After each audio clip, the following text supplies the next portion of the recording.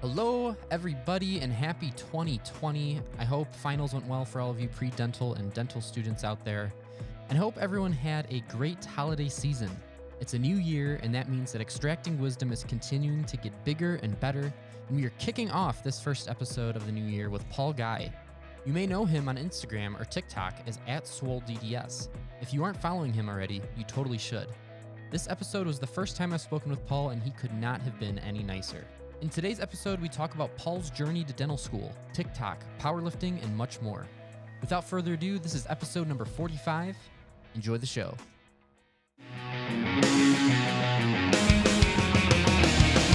You are now listening to Extracting Wisdom. Here to help you prevent the decay of your future is your host, Brandon Evert. Hello and welcome back to another episode of Extracting Wisdom. My name is Brandon Evert, and this will be the first episode that you will hear in 2020. So I hope everyone had a great Christmas and holiday season and New Year. And for this episode, we have a brand new guest on the show today. You may have seen him or already follow him on Instagram as SwoleDDS, but we have Paul Geuy here, who is a current third year at and you got to put the emphasis on Ohio State University's College of Dentistry. Paul, welcome to Extracting Wisdom, and thanks so much for being on the show today. Hey, I'm happy for you to have me. I appreciate it. I love it. You're very welcome. You know, it's been, I've been a long time Instagram follower of yours, and I recently saw an article that Ohio State did about you and kind of about your story, and that's really what I wanted this podcast to be about, and wanted to have you on the podcast for a long time now. But after that article, I thought this would be the perfect time just to talk about you and talk about your story. So with that being said, let's why don't you tell us how you got to where you are today? Oh man, that's a whirlwind. I know it is. I know it is. It's like a loaded question. Like, would you want the long or the short? I'll give you the abridged version. Okay, that sounds good. So I kind of grew up just like any old rural, Ohioan country boy. I didn't really have any aspirations that I wasn't going to go to college. It was kind of always in the cards that I wanted to go to college, because at 6 years old, I already knew that I wanted to be a dentist. So I knew that I had to get to college and then get to dental school. So I actually was probably not very smart in hindsight. I only applied to one school, and that was Ohio State. And I ended up getting deferred and went to OSU Lima and went there for a year. I had aspirations to play baseball in college, but every high school coach, summer ball coach, said I'd never be able to play D1. And of course, I don't like people telling me I can't do something. So of course, I'm going to say, no, I got this. Um, so I went to OSU Lima and played club there. It's more of like it's more similar to a club or NAIA. So it's a low, like a D3, D4, if they even have that. Honestly, I don't even know. They do compete really well, and even my coaches there, I was their number one, number two guy, and they said that I don't have a chance at Ohio State main campus. But of course, I don't like people telling me no. So I went to main campus and tried out, walked on there. I was still pursuing college and said, well, here's my shot. So I actually didn't make it that year. So I ended up playing club at main campus. And out of 100 guys that tried out, maybe 70 to 100 guys, I was like one of, I think, 8 or 9 that year that got kept on. I tried out the varsity team as a third baseman, and I probably should have went with a pitcher. So Okay. I actually did really well in club ball and got third in the nation in saves pitching for them. So following year, I tried out as a pitcher, and I still didn't make the team. But about a week, actually after the tryout, I talked to the head coach, which was Coach Todd, and he asked me why I didn't try out sooner, and I told him I did. He's like, as a pitcher, and I said no. But about 2 weeks later, I get a call. I'm walking across the oval, and I answer, and I'm like, hello. And he's like, Paul Geuy. And I said, yeah, who's this? He's like, Coach Todd. I'm like, whoa, yeah. He's like, well, I've been thinking about it a little bit more, and I'd like for you just to try out for us again, and see what you got. And I said, okay, when's practice? So it actually ended up being during organic chemistry, and I dropped organic chemistry to continue my pursuit of baseball. And I could have graduated that year. That was my junior year. I was done with my biology degree, so I ended up just picking up the second major and human sexuality and health studies. So I ended up making the team, which was awesome, and ended up with a double major. Tried applying to dental school my final fifth year. Since I had another year, why not just go more school, right? Right. Um, so I applied to dental school my fifth year and did not get in. My GPA wasn't that great. I was sitting at a 2.8 science, 3.2 or 3.3 overall, and it wasn't meeting the standards that they wanted. So I said, you know what, heck with it. It's either go big or go home. So I tried out for 20, 30 different teams, traveling all over the U.S., playing, just getting in front of as many scouts as I could, and like uh, the Reds, the Braves, the Mariners, the Brewers, all over. I ended up playing 3 years of independent professional baseball, which is actually it's difficult to get in, and obviously not as difficult to get a contract with Major League. But the contracts are day by day. If you have one bad outing, you're gone. So it was way more nerve wracking Yeah, because high stakes. yeah, you don't have any job security, and they sell you that dream so cheap. And even in the bigs, the MILB and the MLB, you're making $700, $800 after taxes. I was bringing home maybe $500 after taxes a month, Okay. which is nothing to live off of, especially a cell phone and other bills. So I was racking up that credit card debt just to survive, gas money, food. They give us a place to stay and a meal or two a day, but it just didn't cut it. So I ended up playing for four different teams over 3 seasons, and I was actually on my way to throw for an Angels scout when I hit a concrete wall, not figuratively, literally. On It was -27 with the wind chill, January Oh 4th, my gosh. 2014, and I was just getting on, getting on and off ramp, off and on ramp. I was getting off a ramp, Yeah. and I started to lose my tail end a little bit, and I corrected just enough, which would have been fine if it was just one patch, but that whole road just, I don't know what happened. Next thing you know, I'm slamming into the concrete wall, and I'm just like looking around, like, how did I? So I actually ended up getting out of the car, walking around it because I ended up hitting on the driver's side, which I honestly don't know how I got out of my side. Walked around it, looked at the mark on the wall, and I was probably about, I don't know, 3 feet, like 3 feet in from the mark of where the the ravine was. Basically, I'm Oh, glad I hit that wall. Otherwise, there'd be no Paul guy. um, right. Wow. I went to get back in my car, but the door wouldn't open. So, I mean, I don't know. I guess it settled by the time I shut the door again. Anyways, I was still gonna throw for the Angels guy. I mean, I didn't feel like I was hurt. My adrenaline was pumping like crazy, but I said I got to do this. This is it. So I grabbed my gear out of the back or out of the trunk, and I walked that 3/4 mile to the field, and my adrenaline was pumping. I couldn't throw a strike to save my life, and I was 23, 24. I don't remember. It's the year that I was between 23 and 24. And he said, I was already going to take a chance on you. You're too old. And you didn't show me anything today. So sorry, I'm going to have to pass. So that was pretty much when my baseball career ended. And I'm like, okay, well, I might as well continue with dentistry. Um, but I didn't get in, so I needed to start somewhere else. So I started my master's, and when I was in my master's, I didn't have baseball anymore. So I had to kind of fill that void. And I'm not a reader. I'm sorry. I don't read books. I have to be moving. And I fell in love with the gym. I was able to run faster, jump higher, lift heavier than I ever could when I was in college or high school or even professionally. I mean, I was hitting sub 7 60-yard sprints, which is insane for a guy my size who has never touched below a sub 7.5. So for those of you who don't know, it's 7 seconds, 7.5 seconds. Um, 7 flat is average in the major leagues for a pitcher. Obviously, Okay. pitchers don't need to be fast, but the faster you are, the better you're able to field your position, the more of a asset you are, if you will.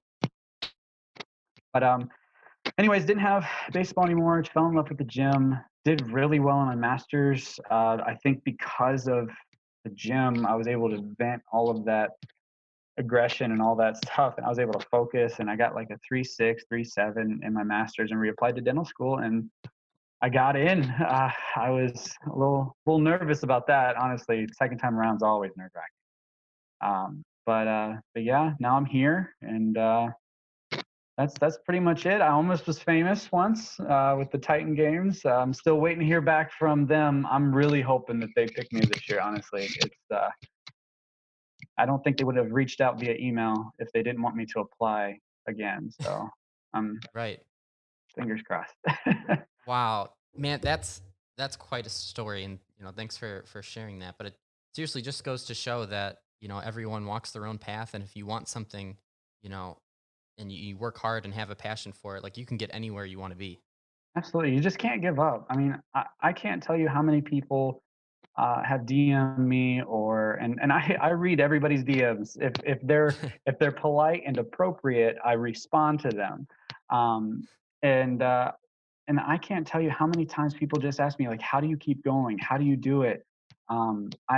I even had one follower just basically break down in my DMs, and it's just like, "How do you do it? How do you keep going on?" But if you want something, you just gotta go for it. It's gonna be hard. If it were easy, everybody'd do it, right? So why not you? Why can't you have it? Like, there is no reason. You just go get it, right? Like Right. our life's gonna flash before our eyes before we die at least once, right? Might as well make it worth watching, right? Absolutely. Yeah. Yeah. Absolutely. So now that you are a third year in dental school, Um, tell me a little bit like about your experience so far with like your first and second year of dental school, how that went, and all those boring lectures you had to sit through, and and how is it now that you're in the clinics treating patients? Honestly, and people aren't gonna believe me. It's a dream, honestly. I in first and second year, yes, I'm that guy. I'm fourth row in center stage. Just I may not be paying attention, but I'm there. I'm showing up. 90% of it's just showing up. And yeah, lectures are awful, and I don't read, so therefore I listen to the lectures 3, 4, 5 times on 2 times speed. So I'm glad that those days are over, 8-hour lectures. But clinic, honestly, I'm really enjoying it. Yeah, it's a little bit stressful, but I've been really lucky and have really awesome patients. I've been able to meet some real characters, uh, I'm sure. and get people out of pain, and that was really what I came in for. I had a really good orthodontist that fixed my face, fixed my teeth, and I used to have this tooth that stuck out in number 9, always stuck out, did all my talking for me, like, "Hey, how you doing?" Um, and as soon as that was fixed, I had the confidence to basically do anything, and I want to be able to do that for somebody. And now that I'm able to do it, it's honestly amazing. So yeah. That's so cool. So a couple questions about that. First, do you have a favorite procedure that you do? I do, and I feel like it's my favorite just because I've done about 15 of them. I've only done about 25 fillings, composite fillings, Okay. and 15 of them have been on 8 or 9 class fours. Really? Yeah, Wow. I don't know what it is, but I actually dropped a 100-pound dumbbell on my face back in 2013 when I was getting ready to go to Puerto Rico, and I chipped number 8, and I came into the emergency clinic here at Ohio State, and they pulled the tooth fragments out of my lip, and they fixed 8, and it was fine. And that seems to be all I get in dental school. But it's actually really nice. I don't know what materials you guys got over there, but we have two different types of composite, like bulk fill. We have the Filtech and then the Okay. Filtech Ultra. And the Filtech Ultra is so nice. It's so smooth. You put it in there so much more like putty rather than just like composite. You know how like the regular bulk fill feels. Yeah. This Yeah. Yeah. stuff Yeah. feels way more like a putty or a smooth plaster. And then when you polish it, the polishing stones, you almost don't even have to glaze it. It's beautiful. Wow. Yeah. See, that's the thing. And I don't know what we use in our like clinics when we see patients, but in our simulation clinic, we have Renamel Nano. Hmm. And that stuff is I don't even know how to describe it, but it's the Ugly. consistency. Yeah, the consistency is ugly, okay? And it's really Yeah. hard to work with, and I'm not a fan of it, but um we just used Bisco for the first time when we were doing some core buildups and stuff like that, and just the consistency of that was Yeah. so much better than what we have, and I'm assuming that it's the same as like what the Filtech that you use. It's so Yeah. much more like fluid and putty like. It's easy to work with and to shape anatomy. So I'm hoping we get something like that because I'm sick of the Renamel I'm that we're using. I'm convinced that all they do is they take all of the expired stuff from clinic and they throw it down in the pre-clinic and say, "You guys, you know what? You deal with it." Oh, totally. Totally. And the worst Exact is when you get an amalgam and they say, "Okay, you got this practical. Here's all the amalgam, and it's expired, so it's setting up like super quick, and then you got to drill it out 4 or 5 times before you're done." Yeah, yeah, and the thing is too with our typodonts or dentex that we use, the teeth are literally white, Mhm. and you need like an A1 or B1, but all we have all we have in our sim clinic is like A4. So it's like just this big yellow ugly filling that we're using. We can't even like properly shade match or anything. Yeah, there was, do you guys make provisionals too? They put like a little die in there for it just so they know that you didn't make it prior to the Yes. yeah, so like I think they do that on purpose. Yeah, that's probably true. Yeah. I, Yeah. I don't know. I don't miss pre-clinic. Oh my, sim lab. No thanks. Goodbye. Oh Do you boy, we're guys? going I gotta ask. Do you guys use electric hand pieces, or are you guys still on the air? we're still on the air right now, which I'm eager to see what an electric handpiece is like. Do you guys use electric? So we're the last class to have air, and the Okay. class under us has all electric because they're getting the brand new clinic that we're not going to get to use. They say we are, but we're not. Yeah, of They're course. getting the brand new clinic that is going to have all electric, and those electric handpieces, yes, they're expensive, but they are awesome.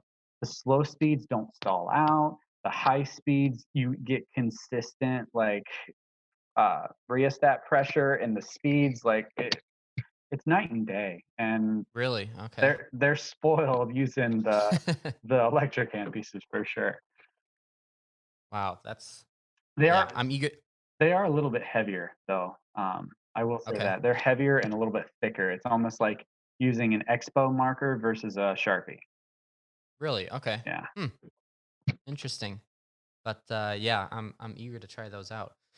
So, in clinic too, another thing I wanted to ask you, do you have any either some sort I always ask students this. Have you had an embarrassing moment in clinic or just some crazy Mm. story or interaction that you've had with a patient? Embarrassing story.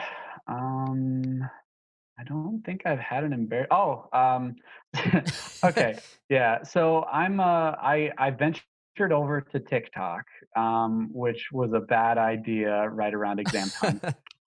But it's been amazing. It's kind of exploded. Like I've only been on there a month, and I've gotten almost 20,000 followers, which is insane because I didn't think Wow. people liked the dentist.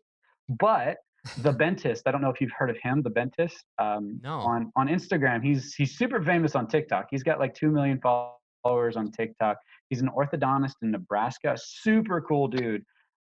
He's like light years away from where I'm trying to be. But he's super popular with people, and people love him. He's basically the dancing dentist. And he's actually I think he's a year or two younger than me. But he also played baseball, and it's just kind of fun fact for you. But I ventured over there and been accepted with like open arms. And part of TikTok is you're just making short little videos, and if you're not on TikTok, you don't understand the trends. So if I'm making a video and it looks like I'm doing something like robotic or just nonsensical, it's just you don't know what you're looking at. So I was caught doing a TikTok in a very embarrassing position, and that yes, that was rather embarrassing. It wasn't a faculty member, was it? No, Okay. it was two of my classmates and one of the women from dispensing basically looking over the cubicle at me as I have my back turned to them, and the only reason why I saw them was they came into frame on my phone.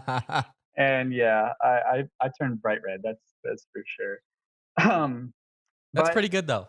it's I'm 30 years old and I'm playing on TikTok. It's that's embarrassing. Let's be honest.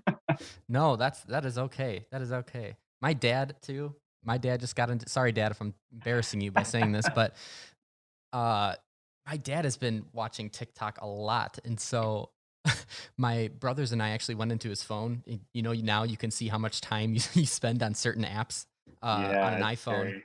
And it was ridiculous how much time he was spending on TikTok. Like one day it was like an hour and a half worth of TikTok throughout the day. I'm Oh like, my "Dad, goodness. what are you doing?" But it's addictive from what I hear. Yeah, exactly. There's and I have because I grew so fast on TikTok, and let me kind of check. One of my videos overnight just got 200,000 views, and it's only a 15-second clip. And Wow. I can go into the clip. Let me see if I can find it real quick. I can go into the clip and go into whoops, analytics and 15-second clip. Oh, excuse me, it's a 12-second clip. Total play time for its total views of 221,069 views is 746 hours, Oh my 59 gosh. 59 minutes and 27 seconds that people have watched my 12-second clip. That's insane. That is insane. And yeah, it's wow. It's just kind of funny, and it's some of the, the weirdest things, the goofiest things, but it's fun. I'm actually having a lot of fun on there. It's a lot of dental themed stuff. It's usually when a patient baps me or cancels or doesn't shows up on me. So I just go on there. I make a quick video, maybe two or three videos in like a half hour, and it's 15 seconds, and I'm out, and it's just kind of fun. And watch them blow up. It's crazy. Yeah. Yeah. That's super cool. But That's super cool. what was you said something about embarrassed, and then there was another part to that question. I couldn't. Oh, I was gonna see if you had any interesting patient stories. Interesting patient stories. As far as interesting patient, um, haven't done it. Oh, I took out my first pregnant tooth. That was cool. Um, Really? it was 15 and 16. 15 was severely abscessed, and 16 was class 3 mobility and not occluding with anything. So we just ended up taking both of them out. But it had this cyst attached to it, like Whoa. uh, probably it was probably the same size as the crown. And you know, those second molars are still pretty large in the maxilla. So it was probably about just as big as the whole crown surface coming out of that. I believe it was the buccal furcation that yeah. So Wow, that's wild. yeah, it was pretty awesome, and it just came out. I feel like all of the extractions I've gotten are either third molars or first molars. It's I haven't taken out any any anteriors or any premolars yet, but that one was the wildest because of the amount of infection and granulation tissue that was in there. Wow, that's nuts. So, does Ohio State let you take out thirds? Do they have to be erupted for you to take those out, or Yeah, can you make incisions and go in? yes and no. If it is bony impacted, like full bony impaction, then they will typically take over or they will do it.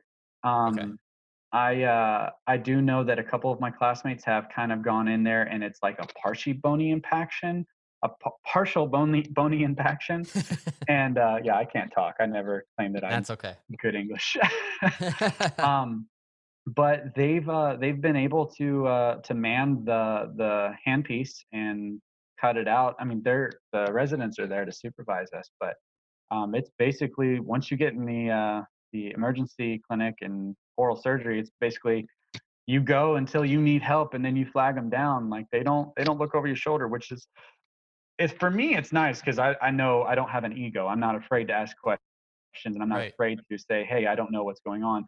But it's a little scary for some people that may have an ego and are afraid to ask questions and just kind of keep going, you know. So, but Right. I think for the most part, people, even with that complex, still want to put patient care over their ego and will end up asking questions, but it may take them a little bit longer to do so. But Right. overall, it's pretty great experience because it forces you to kind of really reach deep and be like, okay, what did I actually learn? And it's kind of nice to see it all come to fruition. Right. Yeah, see, that's the thing here in Chicago. I don't know of, I mean, there's so many cases, even our urgent care, like we'll just refer to our post grad, oral surgery department for them to do that. But I really hope, I like the bloody side of dentistry. So I really hope that if if I'm persistent enough, I can do some of that. Yeah, Um, absolutely. And I don't know, do you guys have an extraction clinic? I know we we do. do. Yeah, we do.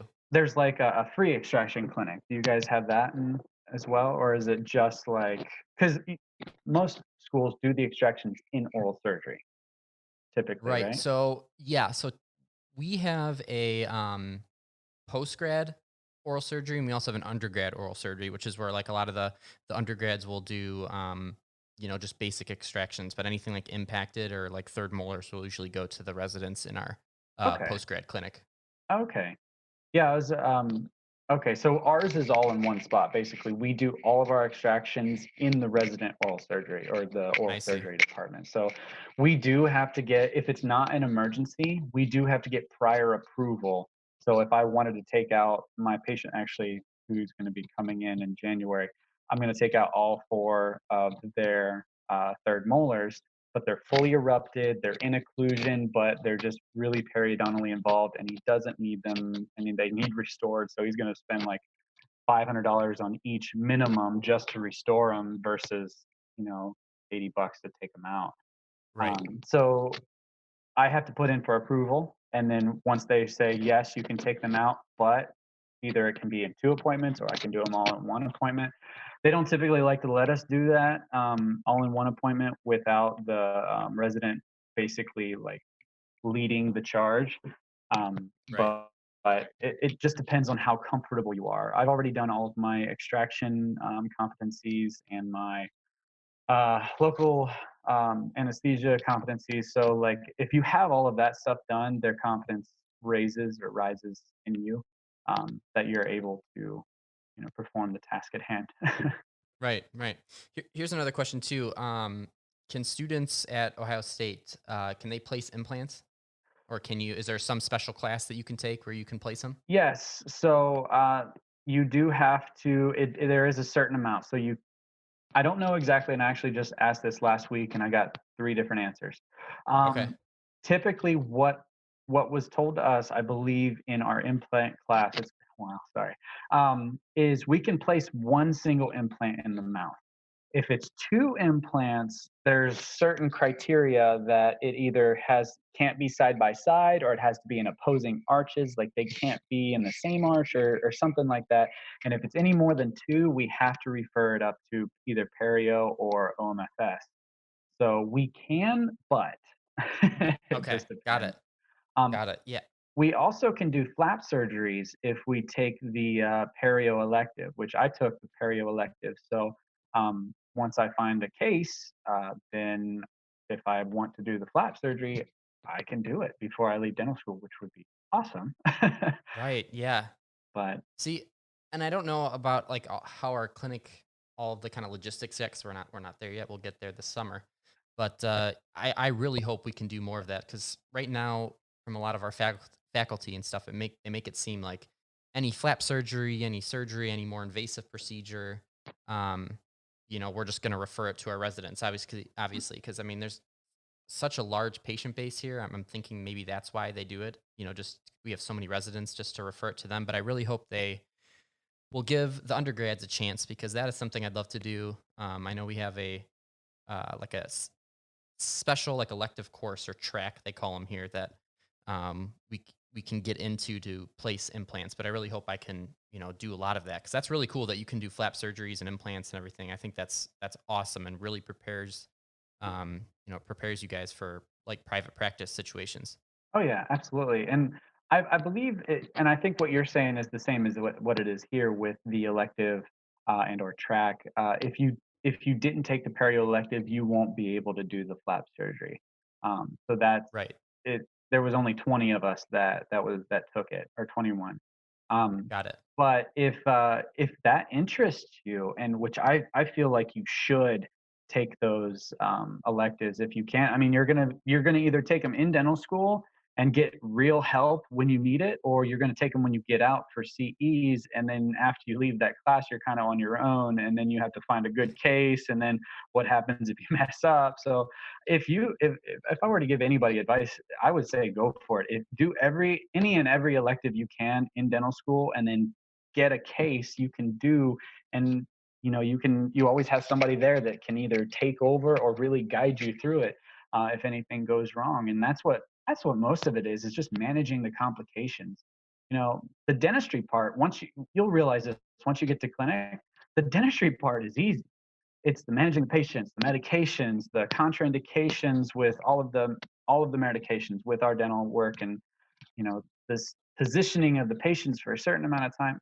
That stuff is more difficult than a class 2 prep. I Right. mean, Right. Oh, I'm sure. Yeah. and I'm sure they teach you just ideal prep and all that. And once you get to clinic, you're just chasing caries, and those plastic teeth don't have pulp. Right. So really, Right. you're just like, once you get to clinic, I'm like, okay, how close am I? You're like, a quarter millimeter.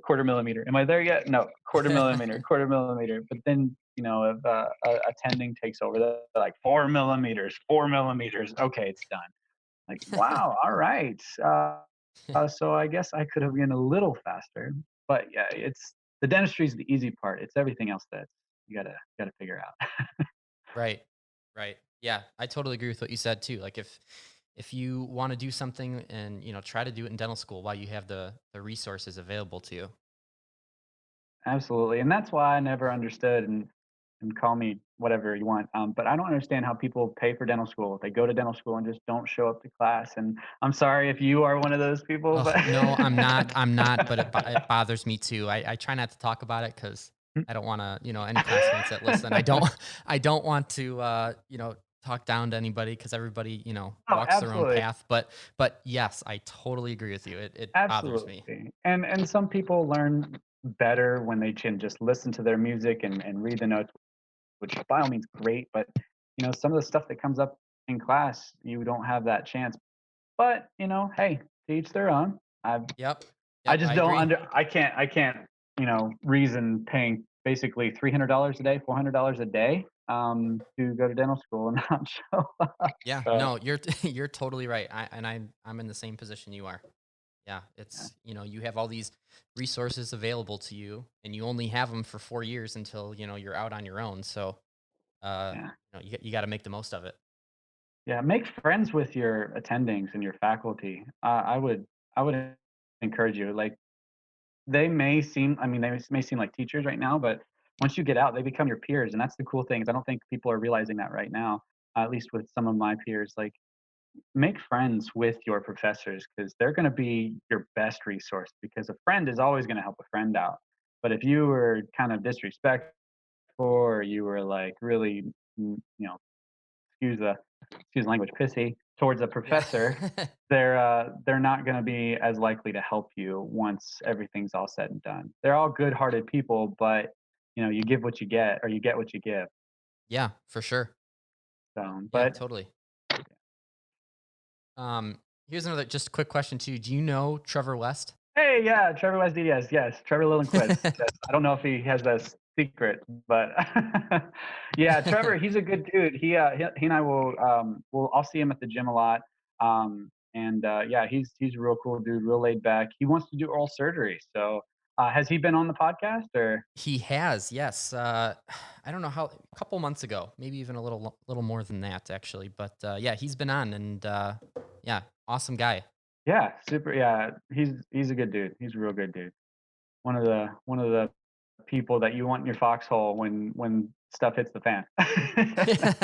Absolutely, yeah. And you said he wants to do oral surgery, right? Yeah, as far as I know, he is going to be taking the CBSE in February again. He just Okay. wants, I think he took it already. He just wants a better score. I mean, who doesn't want to have their pick of what school they want to go to? So, Oh, for I mean, sure. that goal is always getting in that 99 percentile, which dude is freaking brilliant and more power to him. I wanted to do OMFS, but I'm 30. I'm like 4 or 5 years older than most of my peers. I just need to get out and just start working. And if I really want to do oral surgery, I'll do some CEs or maybe I'll go back. But I'm in debt to my eyeballs. I need to get Oh, out. I know. Yes, the struggle is real. But I more power to those people. It takes a certain kind of person to really go for OMFS, and I wish them all the best. Honestly, we need Yeah, them. same here. We do need them. We do need them. That's for sure. Um, yeah. So as we start wrapping up here, Paul, really quick. I know you mentioned this in before we started recording the podcast, but you have your very first powerlifting meet tomorrow. I do. Um, I do. so tell us a little bit about that. So tomorrow is the national qualifier for the USPA organization or the federation. Like I said, I've been in athletics all my life, but never a strength sport athlete. So this is really new territory for me. And I'm really hoping to come out of this meet with over a 1,500 pound total. So that's a squat, Is it bench, and deadlift. okay? Yeah.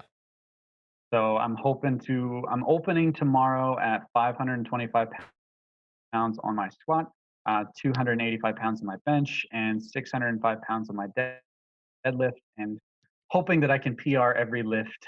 So if I do that, I'll have close to a 1,600 pound total. So Jeez, fingers you're an crossed. animal. You're an animal. I'm trying. I got that farm boy, stupid strength. That's So so awesome. One thing too, I wanted to ask you about because I see this on your Instagram profile too, that you are a second lieutenant in the Army, or were. I am You currently. are I'm okay. receiving the HPSP scholarship. You are okay. So, So me too. I'm through oh, the Navy nice. though. Okay. Okay. Yes. Yeah. And I believe the Navy. I was between Navy and Army, and Okay. I just didn't like the idea of being on a boat. Yep. Yeah. I mean, those carriers, it's just like smooth sailing, but like it's more power to you, man. I couldn't do it. I applaud you. Well, the thing is too. I mean, I don't know if I want to end up on a ship. That's the thing. Like But the I pay could. is awesome when you do, though. Oh, for sure. Yeah. I mean, that's awesome. And I would love to see, some F-16s take off of an aircraft carrier every day. That'd be super cool. Yeah. But there's also what's neat is also a lot of opportunities like stateside too. So I could be based Mm, in like San Diego on a base, and all the ships or sailors would come to me in a clinic, or the boot camp for the Navy is here just north of Chicago in Great Lakes. So I could be there okay. doing kind of like their um, dental processing, if you will, to get them all ready for boot camp and to ship them off. So, Yeah, absolutely. And I'm San hoping. Diego is beautiful. Yeah, So no, I would not mind going there. Um, take me with where, you, would you? yeah, for sure. Where are are the major like bases Oh for the man, Army? that's that's a I'm sure there's a lot question of that them. I should probably find out soon. I'm going to be doing active duty training, or DCC, which is brand new from my class for the Army, which is direct commissioning course. I guess the Okay, HPSP students weren't as, I don't know, accoladed or acclimated to military life as they wanted them right. to be by BOLIC, which is the basic officer leadership course. Hmm. Um, so I was looking into the bases, and I mean, Fort Knox, we've all heard of, I'm sure. Yep. There's a few in North Carolina, South Carolina, Texas, of course, California, of course, and Hawaii. So Hawaii would be like the dream destination. Now Uh, we're talking. Yeah. yes, because it's got OMFS and it has endo and perio, and the Army needs OMFS, endo, and perio specialists. So that would be ideal. So I can go there if they have like an AEGD or a GPR and just bask in the sun and sand and just chill for a year or two and then go where they put me. But I feel like it's all of those major, since it's the Army, most you could probably hear a base and be like, oh yeah, I've heard of that before, but I don't know any off the top of my Okay. head. No, that's fine. That's fine. So is DCC different from ODS, Officer Development School? So that's a good question. I know that Army, Navy, and Air Force have different trainings, even different rankings systems. But Right, right. ODS, I believe, is this. Do you guys have BOLC? BOLC. I don't think so. All I know is, and I mean, limited information, but I believe right after I graduate, I'll go to ODS in Rhode Island, which is like a 5-week kind of course.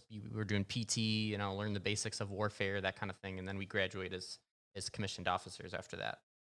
That sounds like BOLC for us. So Okay, okay. these BOLC, which is BOLC, and ODS for you guys, or ODC, sorry, ODS, you're right. Yeah.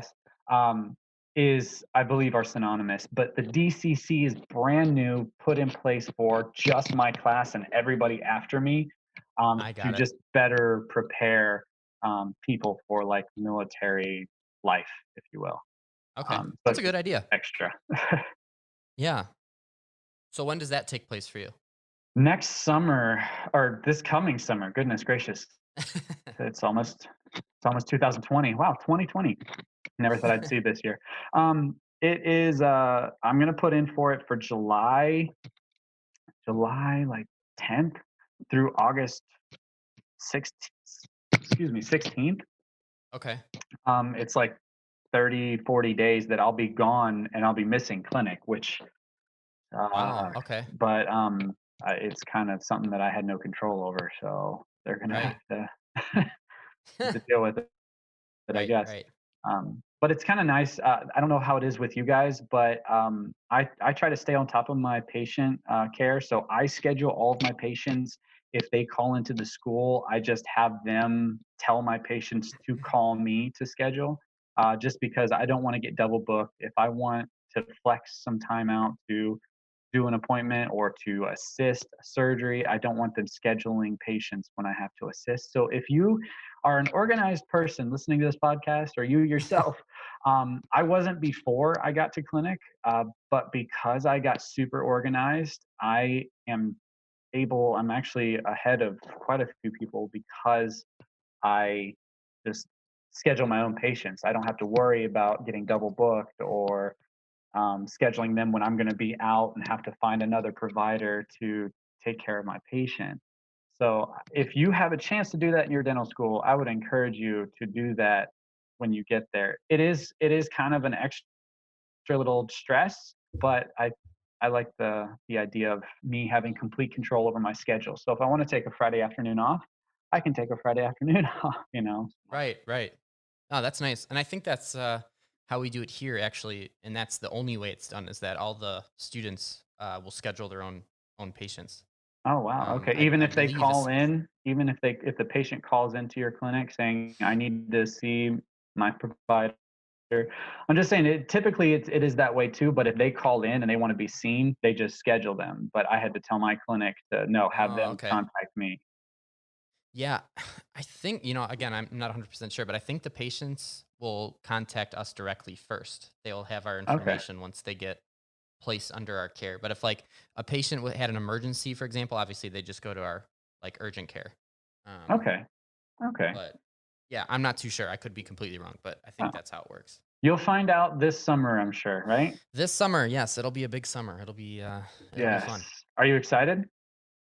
I am. I'm I'm really done with the sim clinic. I've loved this. I've loved I've loved the sim clinic. I've lived in the sim clinic. I've gone. I continue to go in on weekends and practice, but I'm ready to start treating real people. I think I Yes. really am. Obviously we got to get through a couple more courses and learn a little bit more endo and some denture stuff, but I'm ready. Yeah, endo is. Have you done endo on regular or extracted teeth yet? Yeah, we're going through that right now. So endo on a real person is quite a bit different than endo on an extracted person, just because of how it feels. It's just so different. Right. You can't keep the sensor in the mouth the whole time. It takes so much Right. longer. Oh man, but I would encourage. Do you guys have endo requirements before you can do your first endo, or can you just do endo the first day you get into clinic? So, we had a series of like performance exams throughout this semester for endo. Hmm. And I believe once this semester's done, we'll move on. And then I think we're deemed like clinically safe to do endo. Okay. Basically on anteriors and stuff like that. Once we get to like molar endo, I think we have to have a certain amount of um, anterior endo done on patients before we can move to like molars and stuff like that. Oh, they'll let you do molar endo. Wow. Okay. In certain in certain cases, I believe. Obviously, if we don't have any crazy curvatures or Yeah, anything, yeah, yeah. then Oh, we yeah, would absolutely. refer that. But Case uh, selection. They won't let us do molar. That we can only do anterior and premolars here. We have to okay, refer the molar to grad endo. I think it But is. That's how it is. Like most of the time. But if you're a student who has done a lot of endo, if you're good at it and the faculty feel comfortable, I think you can go ahead hmm, and do a good molar if it's easy. yeah, I might have to just use that. Been Yeah, in here yeah, you enough. should. Give it to me. Yeah, there you go. There you go. That's awesome. Well, man, we've been at this for 46 minutes already. Oh, It's gone by fast. goodness gracious, my bad. But I talk too much. That's on no, me. no, no, no, no, no. That's not a bad thing. I'm just saying time flies and you're having fun. Um, but I think we'll start wrapping it up here. I definitely want to have you back on the podcast after your DCC, and I would love to hear more about that and Absolutely. more about your clinical adventures. But Paul, thanks so much for being on the podcast. I really enjoyed, getting to speak with you in person finally, and not just seeing you on TikTok, but get to understand the story behind the person. So I really appreciate it. Thank you so much. Yeah, absolutely. Thank you for having me. I really appreciate it. And I've only done one other podcast, so uh, I'm still pretty new at this. So I appreciate your time as well. Of course. Wait, really quick. What other podcasts have you done? Is it a dental one? So, yeah, it was a dental one. It was called Tooth or Dare with Whitney and Oh, Irene. They're hygienists. One's in not Chicago. Oh are my they? goodness. I think one's up north and one's in Canada. So I think one's in Chicago and one's in Canada. They're like across the river from each other, and they're feisty. So I think I'm on episode like 8 or 9 with them. So they actually have interviewed a lot of dental influencers, like Dr. Nick C, the dental or the singing dentist. Goodness gracious, there's been so many on there. And a hygienist that was also on the Titan games that I met and I actually introduced them to. So they're doing a bunch of stuff with them. So it's more rapid fire. They're feisty girls. It's like 3 people. It's a 3-way kind of podcast. It's like you don't know which way's up and down. It's crazy.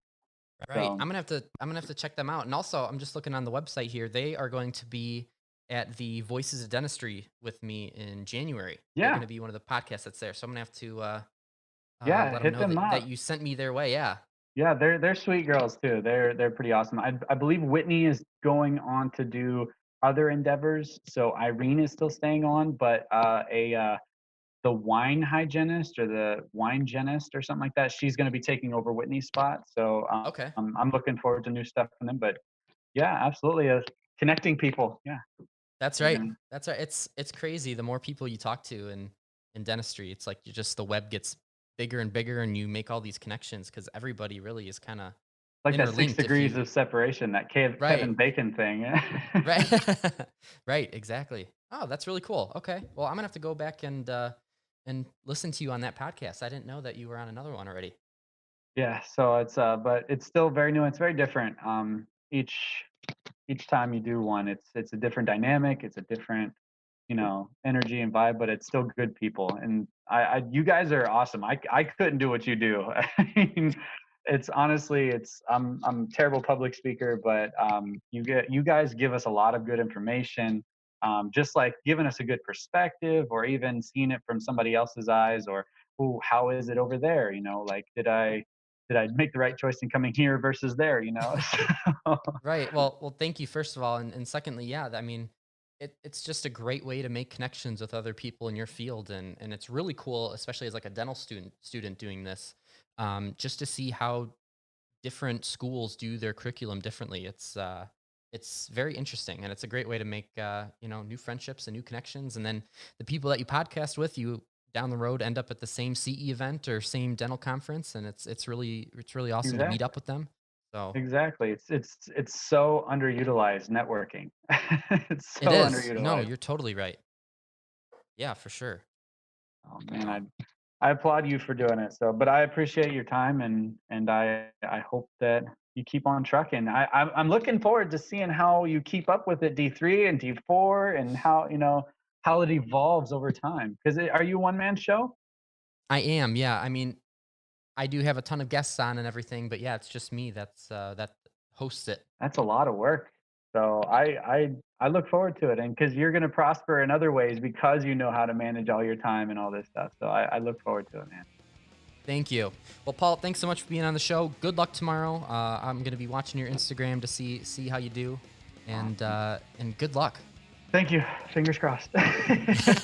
They will be. They will be. All right, Paul. Take care. Thank you so much. Absolutely. Have a good night. You too. Thank you for tuning in to Extracting Wisdom. If you enjoyed this episode, please leave a review and give the show 5 stars if you are listening on iTunes. If you would like to follow me on Instagram, head on over to my page at Bevert.DMD. For more info about the show and what I am up to, check out my website, www.BrandonEverettDMD.com. Thank you again, and I will catch you in the next episode.